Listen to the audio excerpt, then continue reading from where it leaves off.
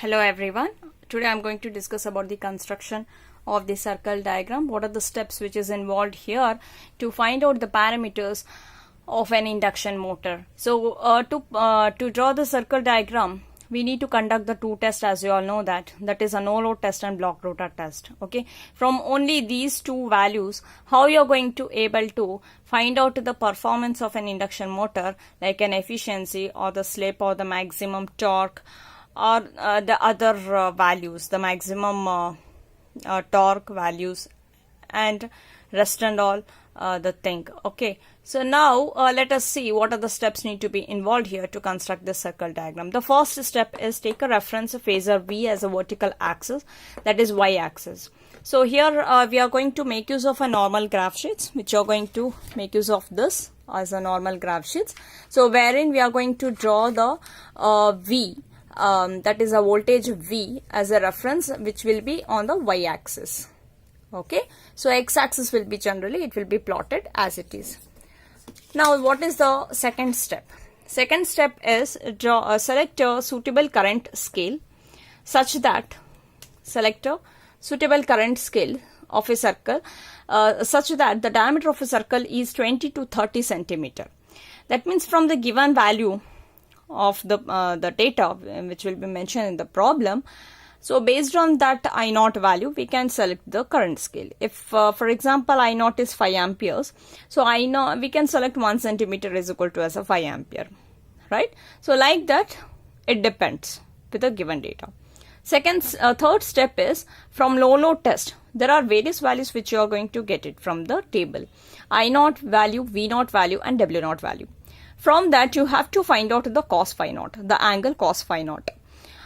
Cos phi naught can be obtained by using a basic formula: power is equal to root 3 into VL into IL into cos phi.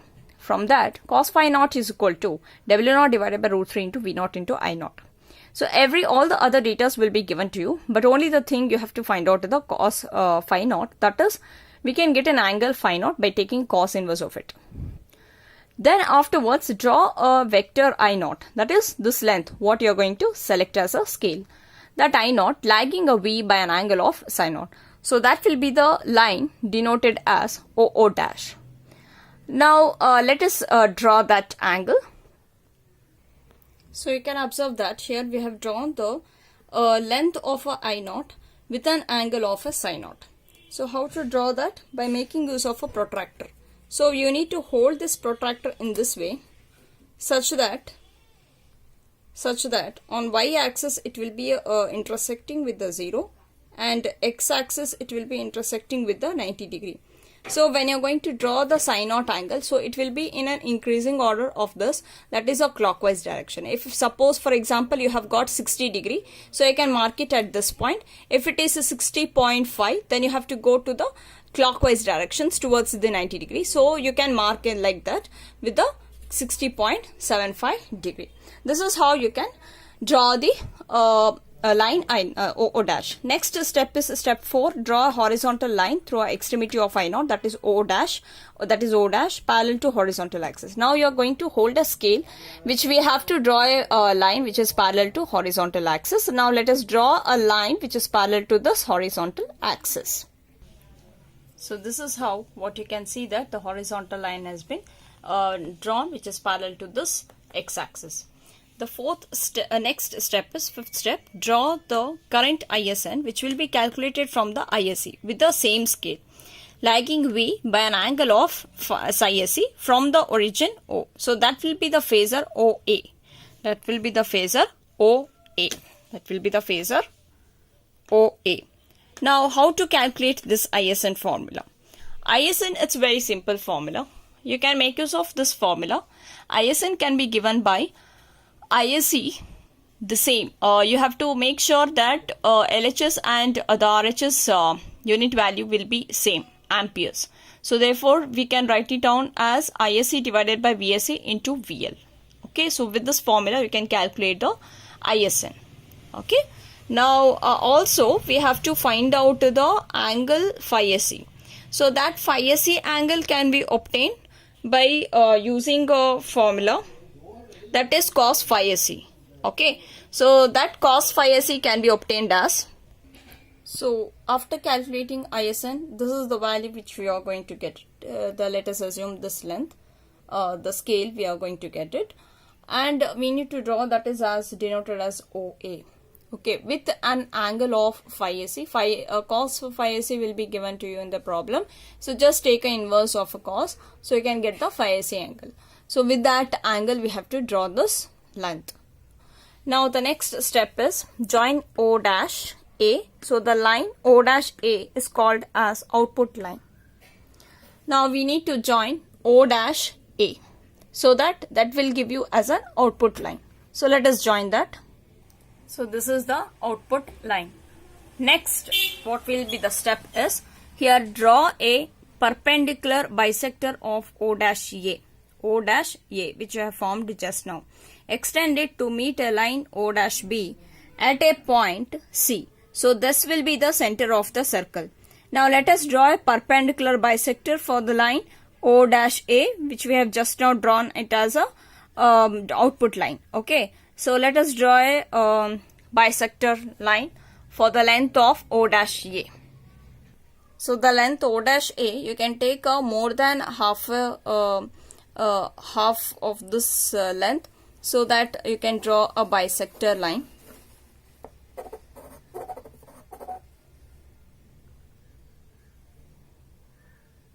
Similarly, on A side, you can take up the same length and draw the bisector. So now you can see that these 2 points, you can just meet it by using scale. You can just draw this perpendicular line. After taking a perpendicular bisector for the O dash A, we can get these 2 points. We can get these 2 points, this point and this point, just meet these points. Then you can see that it is going to meet to the horizontal axis, that is will be the point C.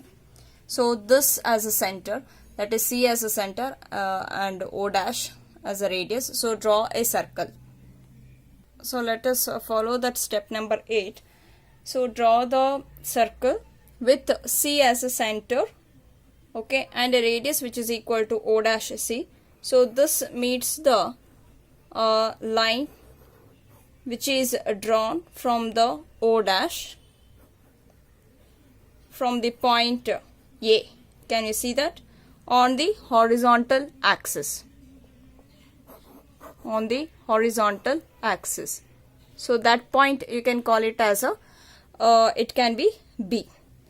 Okay, which is going to meet at this point. So this will be the step number 8. So this will be the B. Now let us write down that step number 8.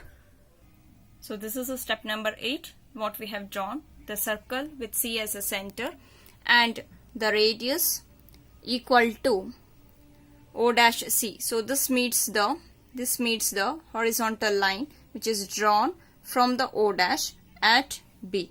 Now let us follow the step number 9. Step 9 is draw the perpendicular from the point A on the horizontal axis to meet the O dash B line at F and meet the horizontal axis at D.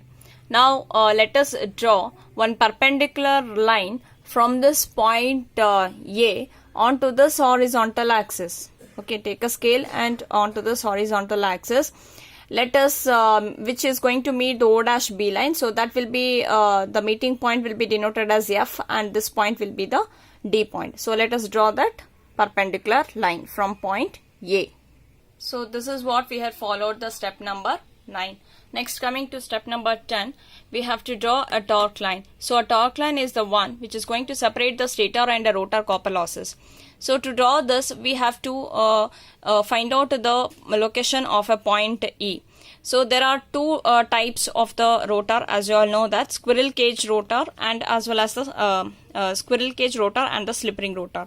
So in the case of a slip ring rotor, to get this value, the point E, so there will be a division here. on this on this perpendicular line itself, there will be a certain divisions will be there. Somewhere the point E will be located, and that E is going to divide that line AE and EF. So that is why we are going to take up that ratio as AE divided by EF, which will be equal to rotor copper loss divided by stator copper loss. That can be given by I2 square into R2 divided by I1 square into R1. So that is actually the loss formula, power loss formula. And R2 divided by R1 into I2 divided by I1 whole square, and I2 by I1 can be given as 1 divided by K. So therefore R2 by R1 into 1 divided by K square. So as you all know the theory, R2 divided by K square can be given as a R2 dash. So therefore AE divided by EF value will be nothing but it will be given in the problem, the R2 value and as well as R1 value, and we need to solve that. So R2 dash divided by R1 can give you the point of the AE divided by AF. So that gives you an idea that how much that line AF should get divided by how many times. Similarly, if you consider for the squirrel cage motor. So in the squirrel cage motor also, here the stator resistance can be measured by conducting this resistance test. So from that, therefore the stator copper loss can be given as 3 times of ISN square into R1. So when you're going to neglect the core losses, WSN value will be equal to stator copper loss plus the rotor copper loss, and the rotor copper loss value will be nothing but the WSN minus 3 times of ISN square into R1. So therefore we are interested to find out the AE divided by EF. Okay, AE is nothing but it will be the part of a rotor copper loss. AE will be the rotor copper loss. The next, below this value, the EF value will be giving you the value of the stator copper loss, and FD is going to give you the fixed losses. So that will be the fixed losses. So to calculate that point E, so this is a ratio which you have to follow up. So AE divided by EF value will be equal to WSN minus 3 times of ISN square into R1 divided by 3 times of ISN square into R1. So from this, dividing the line AF in this ratio, the point E can be obtained. So hence O dash E value is going to represent the torque line. So let me now we are not having any idea about with the values. So let us see that somewhere here E is going to give you as this point after solving all that values. Okay. So now let us mark from this O dash E which you are going to meet, that gives you a torque line. So before that you can mark it here. So this will be the rotor copper loss. This part will give you the rotor copper loss. And this EF gives you the stator copper loss, and FD will give you the fixed losses. FD will give the fixed losses. Okay, now let us join the O dash E which is going to provide you the torque line. Now before predicting the performance from the circle diagram, we can measure this length of AD, how much you are going to get, which will help you to find out the power scale. Because to predict the parameters, so we should calculate the power scale before itself. So what is the power scale formula is? The power scale formula can be given by WSN, it will be given by WSN divided by length of the AD in centimeter, which is nothing but expressed as watt per centimeter. So WSN, which you have already obtained it from the formula. So WSN can be given as WSN is equal to root 3 into VL into ISN, which we have calculated from the formula, into cos phi SE. So this is how the WSN can be obtained, and from this we can obtain the power scale. So now let us predict the performance from the circle diagram. So now let us find out the predicting performance from the circle diagram. So let the motor is running by taking a current of a OP, which will be as shown. So let me consider this line OP. So that length will be given in the problem, the OP, the current which has been run by the motor. Okay. Draw a perpendicular from the point P to meet the output line at Q. So now let us draw a perpendicular line from the point P which is going to meet the output line. so that point will be the Q point, and if it is going to meet the torque line, that point will be the R point, and if it is going to meet to the baseline, that will be the point S, and the horizontal line, that will be the point T. Now let us draw one horizontal line with giving notations as Q, R, S, T. So this is the point which we have drawn. Please see it carefully. Q, R, S, T. Okay. Now by using this power scale, we can measure some of the parameters. So the first parameter is a total power motor input is equal to PT into power scale. Power scale which we have already obtained from the formula, right? So PT. So we have to measure the PT. So from this point to this point. So this will be the length of PT multiplied by power scale will give you the value of the total motor input. Similarly, we have to find out the fixed loss. Fixed loss will be the ST. So we have already written here FD as a fixed loss, no? The same length will give you the ST. So that will be the fixed loss multiplied by power scale. Similarly, the stator copper loss. Stator copper loss. So here the length is SR. SR multiplied by the power scale. Okay. So you have to take up the length SR. So you need to take up the length SR. So that gives you the stator copper loss. So you can see that we have divided here, no, as a point E below this. That will be the stator copper loss corresponding to this point which is going to meet here. So that will be the RS. Length of RS multiplied by power loss give you the stator copper loss. Similarly, you can analyze what will be the rotor copper loss length. So this rotor copper loss value was this much. So when you go decline to this point, so that is gives you a QR. So it is very easy to remember this. If you know the logic which is rotor copper loss and stator copper loss and fixed loss on the point of AD.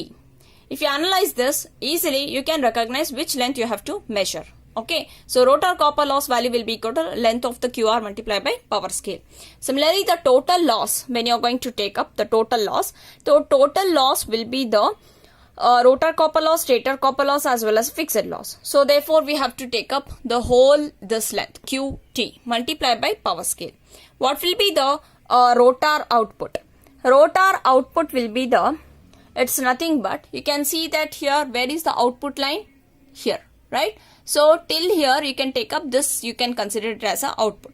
So therefore, you can tell that the rotor output is nothing but PQ multiplied by power scale. What will be the rotor input? Rotor input.